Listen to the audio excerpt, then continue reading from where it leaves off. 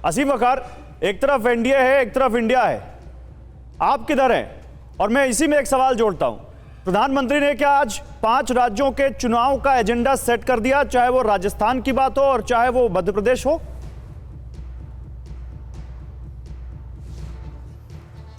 देखिए, हम सच्चे भारतीय हैं और हम भारत के साथ हैं अभी तक, और आगे भी रहेंगे और मरते दम तक रहेंगे भारत के साथ।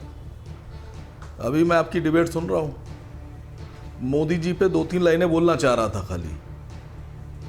मोदी जी का हालत वो है कि जैसे एक ज़माने में हम लोग सुना करते थे कि किसी के बारे में कहा जाता था कि ये ख्वाब बेचता है, और कभी कभी किसी को कहा जाता था कि ये अंधों को चश्मे बेचता है, गंजों को कंघे बेचता है, और जो बहुत भूखे प्यासे लोग हैं उनको मोबाइल बेचता है। खाली ख्वाब बेच रहे हैं और कुछ नहीं है। मोदी जी राजस्थान जाते हैं तो कन्हैया के साथ खड़े होते हैं, लेकिन मोदी जी जब हरियाणा जाते हैं तो मोनू मानेसर के साथ खड़े होते हैं। इस देश में लोगों के हाथ में तलवार किसने पकड़ाई?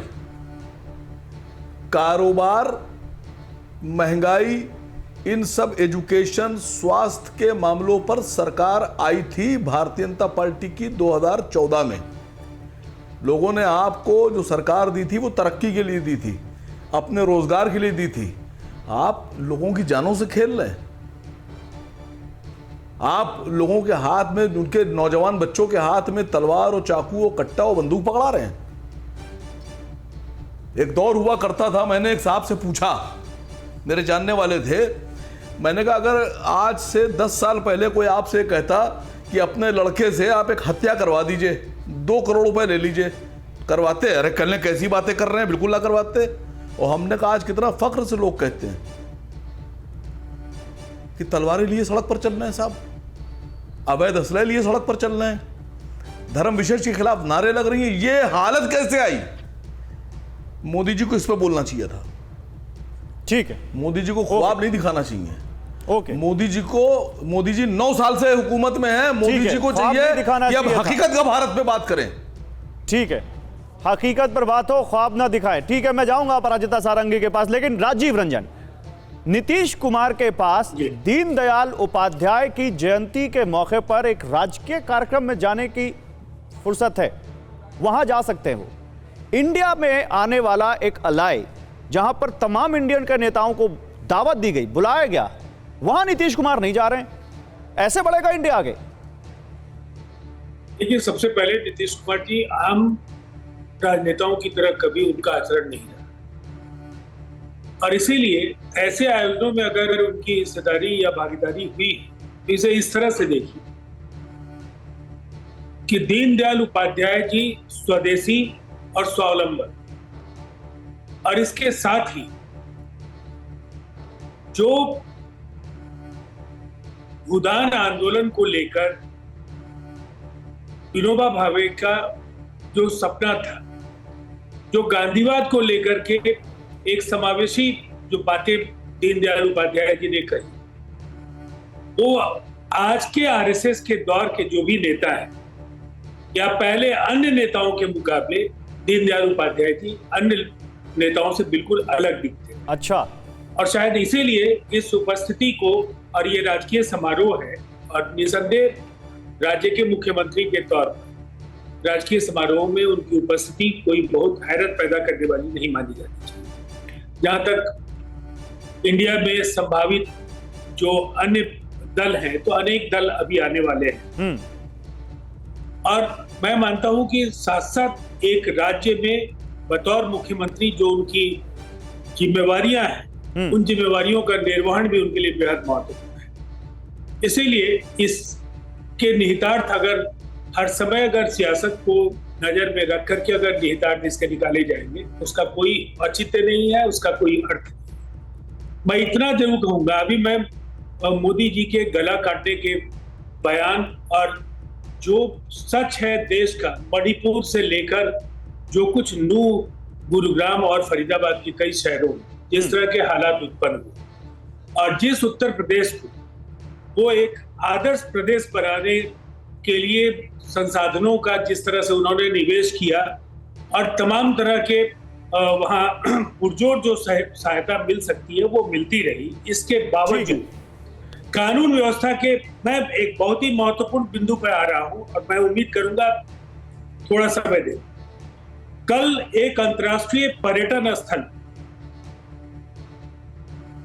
जो राधा स्वामी संप्रदाय को मानने वाले लोगों के साथ जिस तरह से बर्बर व्यवहार आगरा की पुलिस ने किया, भूस्वामियों और स्थानीय भाजपा के नेताओं के इशारे पर जो वहां भू माफिया और वहां बीजेपी के नेताओं का जो गठजोड़ है वो लंबे समय से राधा स्वामी पंथ को मानने वाले दयाल बागियों के खिलाफ सक्रिय था और अंततः 1 वर्ष की बच्ची उसका वीडियो भी वायरल है। जो हालात वहां उत्पन्न हुए और इसके पहले अनन्या श्रीवास्तव की जिस तरह से बर्बर हत्या हुई अयोध्या में, उसके साथ गैंगरेप हुआ, उसको छत से उठा करके फेंक दिया गया, उसकी मौत हुई। अभी केंद्रीय मंत्री कौशल किशोर के निवास पर उनके बेटे जिससे कहा जाता है वैसे मुद्दे गिनाएंगे राजीव रंजन तो आपके पास मुद्दों की लंबी फहरिस्त होगी, मेरे पास उतना समय नहीं होगा।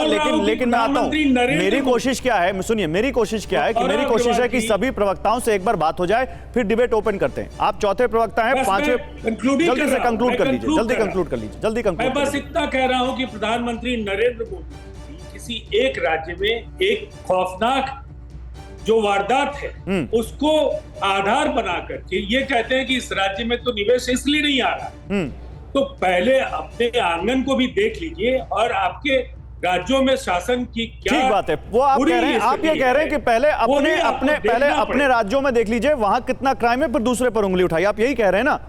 ठीक है, चलिए मैं अब आता हूं आपके पास। लेकिन ऋतुराज, आपने पंजाब से गारंटीज की शुरुआत की थी और प्रधानमंत्री नरेंद्र मोदी इस वक्त पूरे देश में गारंटी पर गारंटी दे रहे हैं। वो कह रहे हैं गारंटी पूरा करने की गारंटी ही मोदी है। तो प्रधानमंत्री नरेंद्र मोदी की इस चुनावी दौड़ में खुद को कहां खड़ा पाते हैं? इंडिया कहां है? ये केजरीवाल मॉडल ऑफ गवर्नेंस का जो है सो असर है कि आज प्रधानमंत्री भी गारंटी शब्द का प्रयोग कर रहे हैं।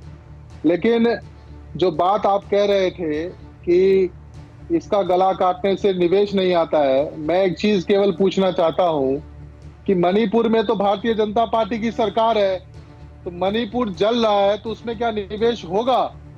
आज नूह में जो घटनाएं घट रही है, हिंदू मुसलमान के नाम पे जो दंगे कराने की कोशिश की गई, वहां तो भाजपा की सरकार है, वहां पर क्या निवेश आएगा? दिल्ली के अंदर में दिल्ली पुलिस तो भाजपा की है, तो यहाँ पे दंगे क्यों हुए? इतिहास गवाह है कि दंगे फसाद कराना, जाति के नाम पर, धर्म के नाम पे लड़वाना इन भाजपाइयों का काम है। सारे के सारे भ्रष्टाचारी लोग भाजपा में शामिल हैं। आज यहाँ पर मैं ये जो है सो हेमंत विश्व शर्मा जो कि सबसे बड़ा भ्रष्टाचारी था, इनके पार्टी में आकर के मुख्यमंत्री हो जाता है।